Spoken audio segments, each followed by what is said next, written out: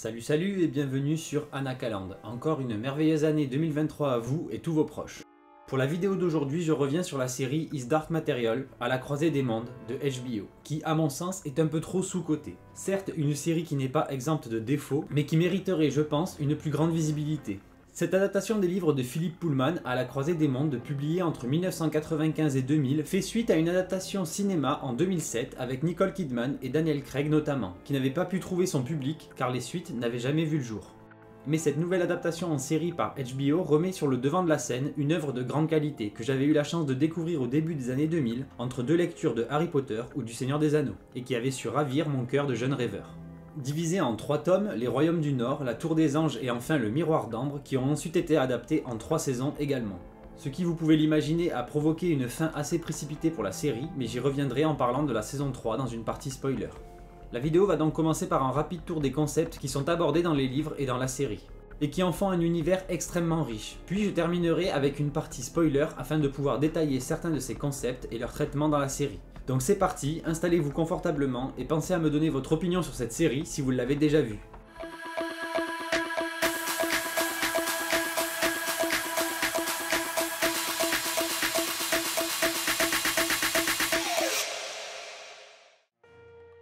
Dans un monde pas si différent de ce qu'a été le nôtre, mais sous le contrôle absolu du Magisterium, entité politique et religieuse toute puissante, nous suivons les aventures de Lyra, une jeune fille élevée à l'Institut d'Oxford, une sorte d'université. Et le jour où son meilleur ami Roger disparaît, Lyra s'embarque pour un très long voyage vers les Royaumes du Nord et au-delà, afin de le retrouver et le sauver d'un funeste destin.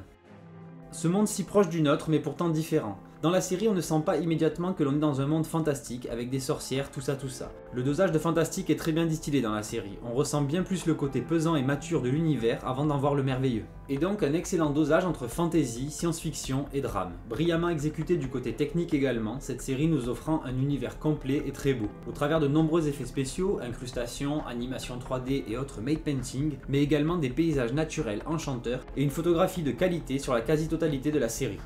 Bien que j'ai un problème avec l'arc narratif de l'ordre Azriel dans la saison 3, pour plusieurs raisons mais à commencer par le rendu visuel, qui semble un peu faux où la République et ses soldats sont par exemple d'un niveau bien inférieur au reste de la série concernant les décors et les costumes.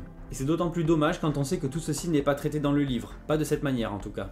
La série prend donc beaucoup de liberté dans l'adaptation des livres, par exemple ces derniers sont exclusivement centrés sur Lyra puis sur Lyra et Will.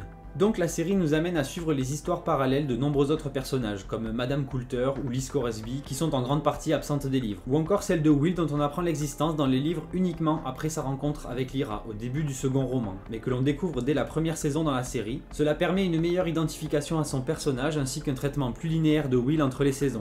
Mais dans une telle adaptation, s'éloigner de la trame des livres ne semble pas trop inintéressante car les personnages que l'on suit ont également leur utilité pour développer plus avant l'univers imaginé par Philip Pullman, et ce notamment grâce à des acteurs de grand talent. D'excellents acteurs en commençant par Daphne Keane qui interprète Lyra, le personnage principal, et que je trouve toujours très convaincante. Et il en va de même pour Will, incarné par Amir Wilson, et ce malgré l'inconvénient de faire une série avec des enfants, car les acteurs grandissent plus rapidement que leurs personnages. Et entre la saison 2 et la saison 3, la poussée de croissance a été impressionnante. Et malheureusement, on sent un petit coup de mou dans le jeu de Daphne dans cette dernière saison. Ensuite, je ne pouvais pas ne pas parler de Ruth Wilson, qui joue brillamment le rôle de Marissa Coulter, personnage tout aussi énigmatique qu'effrayante et dont l'interprétation est excellente quel que soit le contexte. De marâtre malfaisante à femme de pouvoir manipulatrice, en passant par la séductrice du style veuve noire, bref, un personnage que j'adore détester et qui porte sa part de la série. Un peu plus anecdotique, mais vous y découvrirez également Morphy Clark, alias Galadriel dans Les Anneaux de Pouvoir, qui a un rôle qui lui va à la perfection dans la première saison. Ou encore Bella Ramsey, connue dans Game of Thrones et qu'on a tous hâte de voir dans The Last of Us, qui fait son apparition dans la saison 2 d'À la croisée des mondes. Beaucoup de très bons acteurs dans cette série, dont l'excellent Lin-Manuel Miranda, alias Liz Coresby, toujours très drôle et émouvant. Sans oublier le charismatique Lord Azriel, incarné par James McAvoy. Même si là, je me demande si ce n'était pas un moyen de booster l'audience de la série, car on ne le voit pas beaucoup avant la saison 3. Et au final, on aurait pu s'en contenter, mais bon. Donc un grand casting de qualité pour ne pas changer dans les productions HBO, qui nous livrent à eux tous un bel univers complet dans lequel s'évader pour quelques saisons. Et maintenant je vais aborder ce qui est peut-être le plus révolutionnaire dans cette œuvre, le concept des démons, que l'on découvre dès le premier épisode de la série. Un des concepts que je considère comme l'un des meilleurs de la pop culture depuis ma première lecture il y a bien longtemps. Dans le monde de Lyra, les humains dès leur naissance voient une part de leur âme prendre vie et voix pour les accompagner toute leur vie durant. Une créature à forme animale qui peut changer à volonté jusqu'à la puberté, puis se stabilise sous une forme qui correspond à la personnalité de son humain, et surtout dont il leur est impossible de s'éloigner à plus de quelques mètres. On remarque tout de même une certaine préférence ou influence de la personnalité des jeunes gens dans la forme que prennent leurs démons, selon les situations. Par exemple, Pantalémon, le démon de Lyra, prend très souvent sa forme de furet, de renard des neiges ou de pandarou trop mignon, en plus du petit oiseau pour voler et du blaireau quand il veut faire peur. Donc pas non plus un stock illimité de formes, mais un panel qui s'adapte aux différentes situations. Puis, quand vient l'adolescence, il arrête de changer pour sa forme définitive.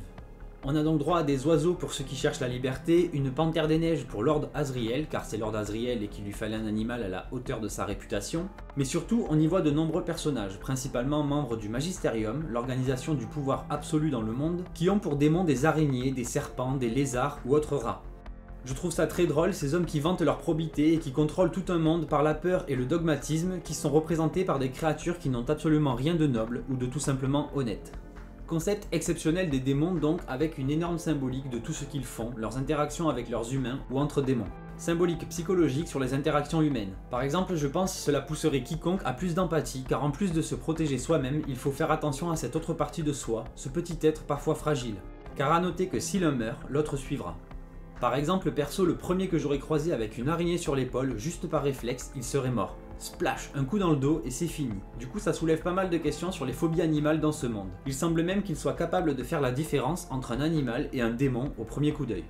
Mais ce que ce concept a surtout de génial dans un récit, et même encore plus ici dans une série, c'est que tout ce que fera ou dira un démon est le fruit de l'âme, de la psyché et des névroses de son humain. Par exemple, la phrase se mentir à soi-même ou s'aimer soi-même n'aura jamais été aussi simple à démontrer en images. Quand on voit par exemple Lyra enlacer Pantalémon ou encore tente de se convaincre d'une chose et que Pan lui dit cache qu'elle ment, comment interpréter cela sinon du déni? Ou encore quand Madame Coulter pince ou frappe son singe doré. Ce n'est pas car elle est en colère contre lui, mais simplement car elle veut se punir elle-même. On a donc avec elle une véritable encyclopédie de la psychologie humaine au fil des saisons, car sa relation avec son démon est vraiment unique, même dans leur monde, nous laissant imaginer une relation bien particulière entre la femme du Magisterium et son âme. Donc un concept qui permet tellement de choses en termes de narration directe ou indirecte que cela serait trop long d'en faire le tour. Et le meilleur moyen de vous en faire une idée, c'est de voir ou de revoir cette série. D'ailleurs le nom démon semble un peu mal choisi, les méchants monstres de la Bible. Mais ça c'est avant de finir les livres et de comprendre tout le message derrière ce nom, à la connotation si négative, qui rejoint un des grands thèmes de la série, l'institutionnalisation de la religion et les mensonges qui vont avec. Pour finir sur les démons, je me souviens notamment d'une anecdote dans le premier livre qui est absent de la première saison et qui met très bien en contexte les règles des démons comme celle de la distance entre celui-ci et son humain. Une anecdote qui avait un peu traumatisé le jeune lecteur que j'étais. Il s'agissait d'un marin que Lyra rencontrait lors de son voyage vers le nord, et dont le démon était un dauphin. Il lui était donc impossible de quitter son navire, ne pouvant s'éloigner trop de son démon. Moi qui rêvais d'avoir le mien, il y a de quoi s'inquiéter de finir dans un cas comme celui-ci. Et le plus dommage concernant cette anecdote, c'est que dans la troisième saison, Lyra ose dire à Will en parlant de ce marin que ce n'est pas grave car il est justement marin. Mais dans le livre, on ressent vraiment la détresse de cet homme qui ne peut jamais quitter son navire. Mais bon, au moins ils se sont rattrapés et ils ont parlé de lui dans la série. Bref, un concept qui fait vraiment rêver quand on est enfant, mais qui peut donc soulever pas mal de soucis une fois stabilisé. Imaginez un cheval ou un ours qui vous suivrait partout, et qui s'il ne peut pas passer quelque part, eh bien vous non plus. Au final, un petit animal est moins contraignant, mais pas au point de vouloir une araignée non plus, faut pas déconner. Ensuite, la deuxième saison était un peu plus problématique. Alors que le deuxième livre était mon préféré, la deuxième saison a pris beaucoup de liberté concernant le récit. En restant très concentré sur les personnages secondaires comme Madame Coulter ou Liz Coresby, qui sont très intéressants mais ont fait de cette saison quelque chose de très mou. Les aventures de Lyra et Will passent un peu au second plan, malgré la rencontre avec Marie la scientifique dans notre monde. Mais cela vient probablement du fait que le personnage de Will n'apparaît que dans le second livre, et tout ce que la série a exploité sur son personnage dans la première saison n'est plus utile dans la seconde. Mais je n'en dirai pas plus pour ne pas spoiler, j'aborderai seulement le nouveau concept qui se confirme dans la série dans cette deuxième saison, le voyage entre les mondes et tout simplement l'existence de ces mondes. A noter que les livres de Pullman sont arrivés bien avant cette mode du multivers que l'on retrouve chez Marvel ou bien d'autres aujourd'hui. Enfin, mais pas des moindres, cette lutte contre l'autorité représentant le dogmatisme et une forme d'inquisition religieuse présente dans tous les mondes. Avec l'apparition des anges au chara-design parfois fou et parfois un peu bidon, mais un propos très lourd de sens tout au long de la série alors que les protagonistes naviguent dans ces mondes sous le joug de l'autorité et de ses agents. Là où certains pensent immédiatement à Dieu, il n'en est rien. Ce n'est pas ici une critique de croyance ou de Dieu lui-même, mais plutôt de ceux qui s'emparent de son nom pour contrôler et limiter le potentiel de l'humanité. Dans cette série, on oppose le libre arbitre à la loi religieuse, et l'expérience à l'innocence. Je pense que j'en ai suffisamment dit à ce propos pour ne pas spoiler ceux qui n'auraient pas encore vu la série, donc je passe directement à la partie avec spoiler dans laquelle je vais un peu analyser cette saison 3 et la fin. Pour les autres, vous avez la possibilité de sauter les spoilers grâce au chapitrage. Je commence donc par ce qui m'a déplu dans cette fin de série, à savoir une bonne partie de l'arc de la République d'Azriel, qui comme je l'ai dit un peu plus tôt, fait cheap visuellement, même si on a un superbe son et lumière dans l'épisode 7 lors de la bataille. Mais ce qui m'a le plus déçu, c'est le traitement des personnages. Aucune introduction du général qu'Azriel recrute par exemple, on comprend seulement qu'il combat aussi l'autorité dans son monde et que voilà. Et surtout, à cause de tout cet arc sur la guerre entre Azriel et les anges de l'autorité, ça fait passer Will et Lyra au second plan. Ils sont presque des figurants de leur propre série dans cette fin. Certes, ils ont fait leur part en libérant les morts de leur purgatoire, mais leur rôle dans la bataille reste très léger. Au final, c'est Marissa Coulter et Azriel, les parents de Lyra, qui se sacrifient pour remporter la bataille contre Métatron, le régent de l'autorité. Car ici, l'autorité, cet ange qui se fait passer pour Dieu et exige une obéissance absolue, n'est même plus au pouvoir, et le combat de la République est contre son régent, l'ange noir. Donc à la fin, après leur sacrifice, on est en droit de se demander si ce n'est pas inutile, vu qu'il y a encore quelqu'un au-dessus, mais non, c'est là que Will fait son devoir en le libérant de sa prison cubique, et ainsi il meurt. Un peu facile, mais bon, au moins ça colle à la prophétie. Finalement, bien que cette partie laisse un peu à désirer tant visuellement que sur le récit, elle reste intéressante de par son intégration de nouvelles espèces et surtout pour son développement de Madame Coulter. En effet, après la saison 2 dans laquelle elle apprend à contrôler les mangeurs de démons, un genre de serpillière volante comme dans FF7 Remake pour ceux qui auront la ref, et là dans la saison 3, elle réussit carrément à les détruire par la pensée. Et même si on n'a pas vraiment de conclusion dans la série, d'explication de comment elle fait tout ça, on se demande si c'est juste son côté psychopathe qui lui permet de se séparer de ce qui fait d'elle une humaine, son démon, ou si c'est sa malveillance qui la rend capable de les contrôler. Toutefois, cette fin n'en reste pas moins expédiée et les réponses sont bien peu convaincantes. Sur ce point, je reviendrai aussi sur les anges. Comme je l'ai dit plus tôt, leur design quand ils sont sous leur forme angélique est superbe, comme sur la tour dans la saison 2 qui donne d'ailleurs son nom au deuxième livre. Mais leur forme humaine, physique, est vraiment pas ouf, on perd ce côté supérieur et magnifique. Et ce baiser entre les deux, je suis content qu'ils aient intégré une forme d'amour chez les anges. Et le fait qu'ils s'expriment au-delà du genre est encore mieux, certes. Mais ils restent des anges, et voir un amour aussi terre à terre et charnel, je n'ai pas trouvé ça super. J'aurais préféré quelque chose de plus fort justement, de spirituel et absolu. Une symbiose entre deux êtres qui s'aiment au-delà de la conception humaine. Et pas juste un truc qu'on met là pour satisfaire certains, encore eux, mais bon, ce n'est que mon avis. Tout est toujours trop littéral quand on aborde ces sujets, comme si le spectateur ne pouvait pas comprendre les choses de lui-même si on ne lui fait pas un gros dessin et qu'on lui balance à la face. Mais bref, je ne m'étendrai pas sur le sujet, sinon je suis parti pour des heures. Dans cette saison 3, on a donc de nouvelles espèces, comme les Galivespians, un genre de fées au look steampunk qui joue le rôle d'espion pour la République, et que Lyra croise à peine quelques minutes, puis voilà. On en revient à cette sensation comme quoi l'histoire de Lyra et Will est passée au second plan. Beaucoup trop de choses deviennent des enjeux pour les parents de Lyra comparé à ce que je me souviens des livres. Mais s'il y en a parmi vous pour qui c'est plus frais dans leur mémoire, n'hésitez pas à me dire ça en commentaire.